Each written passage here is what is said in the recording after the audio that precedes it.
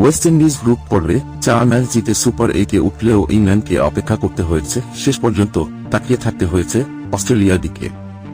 Saint Lucia Darren Sammy স্টেডিয়ামে সেই West ইন্ডিজকে গুড়িয়ে সুপার 8 শুরু করেছে বর্তমান চ্যাম্পিয়ন ইংল্যান্ড।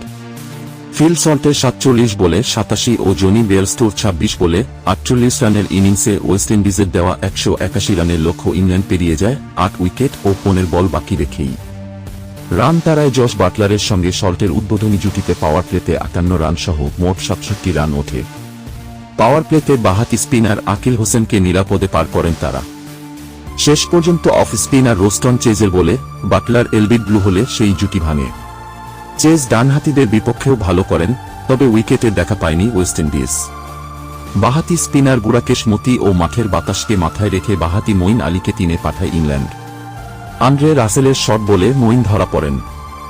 চেজ চাপ তৈরি করলেও এরপর আর উইকেট হারায়নি ইংল্যান্ড।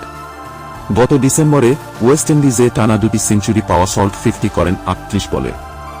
বেয়ারস্টো ছিলেন শুরু থেকেই আক্রমণাত্মক। 15তম ওভারে আকিলের ওপর চড়াও হন তিনি, ওই ওভারে আসে 16 রান। সল্ট এরপর রোমারিও শেফার্ডের করা 16তম ওভারে 4-6-4, 6-6-4 মোট 30 রান নিয়ে জয় নিশ্চিত করেন। টসে জিতে ফিল্ডিং নিয়ে ইংল্যান্ড। ওয়েস্ট ইন্ডিজের শুরুর 4 ব্যাটসম্যানের রান ছিল 23 থেকে 38-এর মধ্যে, যদিও কেউই ইনিংস বড় করতে পারেননি। ওপেনার ব্র্যান্ডন কিং 13 বলে 23 রান করে চোট পেয়ে অবসর নেন। জনসন চার্লস ও নিকোলাস পুরান মিলে 66 বলে করেন 74 রান।